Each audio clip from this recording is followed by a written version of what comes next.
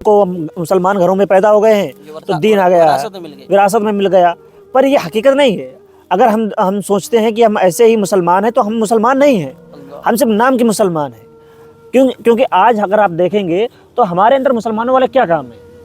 हमारे अंदर कोई मुसलमानों वाले काम नहीं है भाई। झूठ, मक्कारी, फरेब, ये सब हम मुसलमानों में पाया जा रहा है। बिल्कुल बिल्कुल।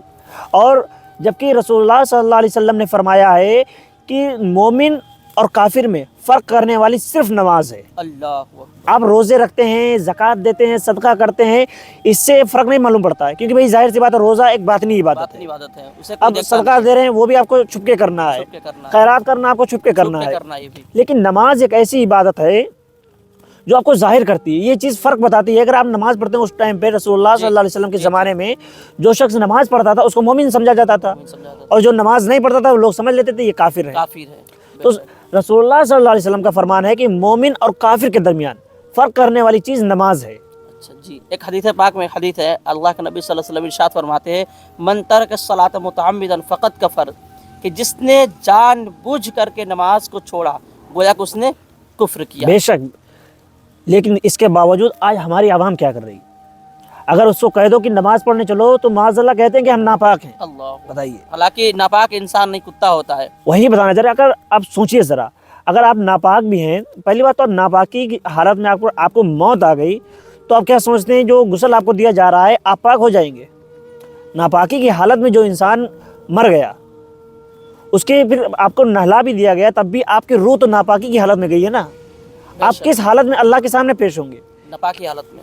सोचिए ज़रा।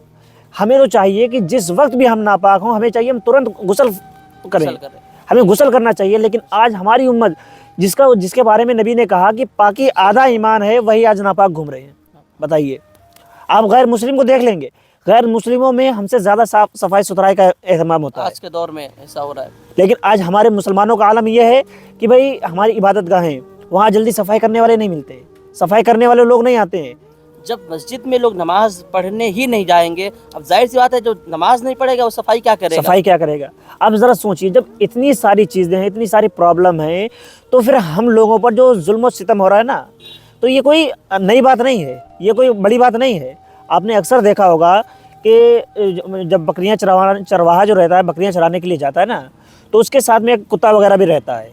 वो ऐसा नहीं होता कि कुत्ता उन बकरियों से ज़्यादा अफजल है, लेकिन वो कुत्ता इसलिए रहता है कि जब बकरियां इधर उधर भटकने लगती हैं ना, तो वो चरवाहा उनको पीछे दौड़ा देता है, इसलिए कि वो राह रास्त पर आ जाए। आप अगर देखेंगे, देखने वालों को यही लगेगा कि वो उनका हाकिम है, लेकिन दरअसल वो हाकिम नहीं होता है, वो उससे बदतर है। लेकिन क्यों? क्योंकि बकरियां गलत राह पे पहुंच गई। और आज हमारी जो हिंदुस्तान में ये हालात है ना, वो कुछ इसी तरह से हैं। अगर हम पर आज जालिम बादशाह मुकर्रर है तो वो हमारी गलतियों की वजह से है। बेशक अल्लाह ने उसको हमारी गलतियों की वजह से मुसल्लत किया है कि हम राह रास्त से भटक गए हैं। जिस दिन मुसलमान राह रास्त पर आ जाएगा, अल्लाह ताला उस जालिम को, उस जाबिर हाकिम को तो पीछे कर देगा।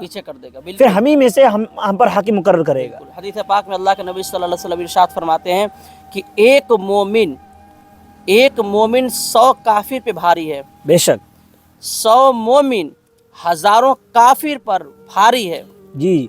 लेकिन आज का क्या है, जब आपने देखा होगा पहले के, आप जब तारीख पढ़ते हैं, इस्लाम की तारीख पढ़ेंगे तो 72 पे हज़ारों की लश्कर पे भारी हो जाते थे। वही 313 कभी हज़ारों पे भारी हुआ करते थे। आप हज़रत खालिद बिन वलीद के वाक़यात जब उठाकर देखेंगे, किस तरह से 60 लोगों ने 60,000 का मुकाबला किया था। अल्लाह, ये आप अगर देखेंगे तो इनकी ज़ाती ताकत नहीं हुआ करती थी। ज़ाती ताकत अल्लाह ने उनको इतना नवाजा था, ईमान की ताकत, उनकी ईमानी क़ुव्वत हुआ करती थी, उनमें इतना ज़्यादा ईमान था। जब हमारे अंदर ईमान होगा ना, तो हम हज़ारों की फ़ौज पर अकेले भारी होंगे। बेशक। और जब हमारा ईमान कमज़ोर होगा तो फिर हम लाखों करोड़ों की तादाद में भी होंगे, हम बातिल रहेंगे और हमारा हालात ऐसे ही रहेंगे। दूसरी बात यह है कि आज हमारे जो कौम के नौजवान तबके के लोग हैं, अक्सर देखा जाता है कि वो रातों को देर तक जगते हैं और सुबह 10, 11, 12 बजे तक सोते रहते हैं।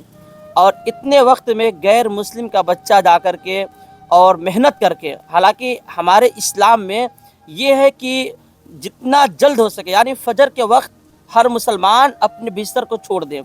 अगर मर्द है तो अपने बिस्तर को छोड़ करके मस्जिद चला जाए, औरत है तो अपने बिस्तर को छोड़कर घर पे नमाज पढ़े, सूरह यासीन की तिलावत करे। ये इस्लाम सिखाता है। लेकिन आज इसके उल्टा हो गया है। जिस इस्लाम ने सिखाया कि सुबह जल्दी बेदार हुआ करो, रात को जल्दी सोया करो, तो आज हमने उल्टा कर दिया है। आज आप मुसलमानों के मोहल्ले में जा कर के देखिए, 1 बजे 2-2 बजे रात तक मुसलमान जो कौम के नौजवान हैं वो होटलों पे, बाज़ारों में, अपने यहाँ वो अपने जो है मोहल्ले में लोगों के सामने, बच्चों के सामने मोबाइल पे बिजी रहते हैं। अरशद भाई, आपने देखा होगा कि अक्सर मुसलमान ये परेशानी की शिकायत करते हैं ना कि हमारे बरकत नहीं है, रिज्क में बरकत नहीं हो रही। आखिर उसकी वजह भी यही है, वजह भी है, क्योंकि रसूलुल्लाह सल्लल्लाहु अलैहि वसल्लम का फरमान है कि रिज्क सुबह के वक्त तकसीम किया जाता है। बिल्कुल, बेशक हक है। क्योंकि जब सुबह के वक्त रिज्क तकसीम किया जा रहा है, भाई मुसलमान नहीं उठा है, गैर मुस्लिम उठ गए। अल्लाह सभी को दे रहा है, अल्लाह सभी को खिला रहा है। ऐसा नहीं कि अल्लाह ने रोका नहीं है, ऐसा नहीं कि अल्लाह ने काफिरों का रिज्क बंद कर दिया, नहीं, बंद नहीं किया है। अब सुबह में जब काफिर उठ रहे हैं तो उनको रिज्क मिल रहा है बेशुमार, और हम नहीं उठ रहे। मुसलमान, अगर आप देखेंगे, अक्सरियत मुसलमानों की ये रहती है कि बड़े सोए रहेंगे, 10-10 बजे 11-11 बजे उठेंगे। लेकिन आप देखेंगे जो काफिरों के मोहल्ले में जाकर देखेंगे, जहाँ पर गैर मुस्लिम रहते हैं, आप वहाँ देखेंगे, वहाँ पर ये खुराफाती आपको नहीं मिलेगी इतनी, जितनी खुराफातियाँ अपने मुस्लिम इलाकों में रहती हैं। अब नॉर्मली दिन में जाएंगे, ऐसा लगेगा सन्नाटा पड़ा हुआ है।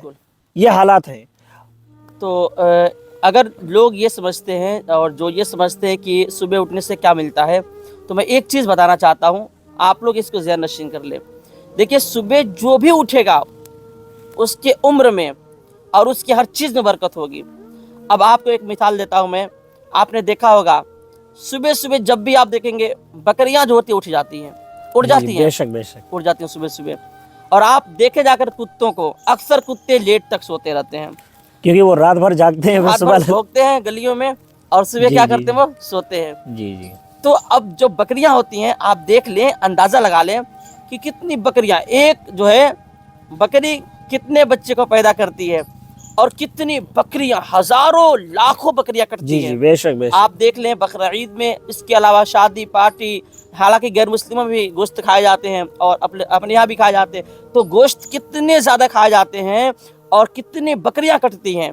और वहीं आप कुत्ते को देख लें, आपने कभी सुना है कि कोई कुत्ता कटा हो इस गांव में? कहीं नहीं। बाई चांस अगर धोखेधाड़ी में से 1-2 न्यूज़ आ जाए तो वो एक अलग बात है, नॉर्मली नहीं रहता है। जी। अब आप बरकत देखें। हालांकि ये कुत्ते जो होते हैं, बकरियों से ज्यादा ये बच्चे देते हैं। जी। उसके बावजूद भी आप उठा करके देख ले, आप जो है अपने ज़हन को चारों तरफ घुमा कर देख ले, अपने मोहल्ले में देख ले कि तादाद किन की ज्यादा है, कुत्ते की या बकरियों की। आप अगर अभी ढूंढने निकलेंगे तो आपको बकरियां हजारों की तादाद में खरीदना चाहें तो अभी मिल जाएंगी, लेकिन कुत्ते आपको सारे शहर में ढूंढने पर भी नहीं मिलेंगे, क्योंकि उनके नस्ल में बरकत नहीं है। बेशक बिल्कुल सही। क्योंकि वो इस्लाम के जो कानून है उसमें नहीं चलते हैं। बेशक। तो अगर इस्लाम के कानून पे एक बकरी भी चले तो अल्लाह उसकी नस्ल को आबाद कर दे। तो ये मुसलमान चले अगर इस्लाम के कानून पे, तो अल्लाह क्यों ना उसकी ज़िंदगी आसान कर दे। बेशक ज़रूर करेगा।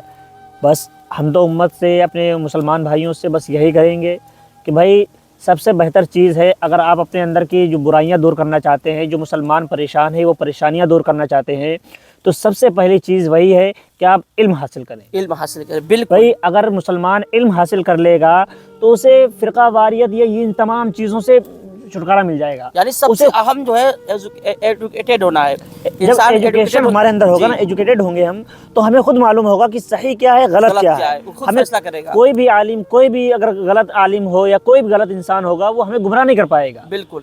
हमें चाहिए कि हम इस चीज़ पर फोकस करें कि हमें एजुकेशन हासिल करनी है। जब हम एजुकेशन हासिल करेंगे, तालीम हासिल करेंगे, हम ज़रूरी नहीं कि आप सिर्फ दुनियावी तालीम ना हासिल करें, आप दुनियावी तालीम भी हासिल करें, साथ ही दीनी तालीम भी हासिल करें।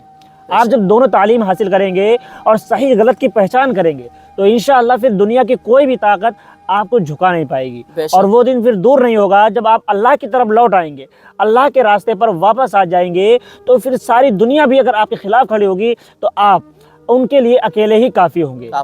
और ये अल्लाह का वादा, अल्लाह की जब हम अल्लाह के हो जाएंगे तो अल्लाह भी हमारा हो जाएगा। तो दोस्तों, आज उम्मत की परेशानी की वजह तो बहुत से हैं, लेकिन जो हमने आप लोगों को बताई इन पर आप गौर करें, क्योंकि आज अक्सर मुसलमानों का हाल यही है कि अक्सर मुसलमानों में ये गलतियां पाई जा रही हैं। तो हमें चाहिए कि हम इन गलतियों से बचें। अल्लाह ताला हमें कहने सुनने से अमल करने की तौफीक अता फरमाए, हमसे जो भी कहने सुनने में गलतियां हुई वो मुआफ़ फरमाए। आमीन।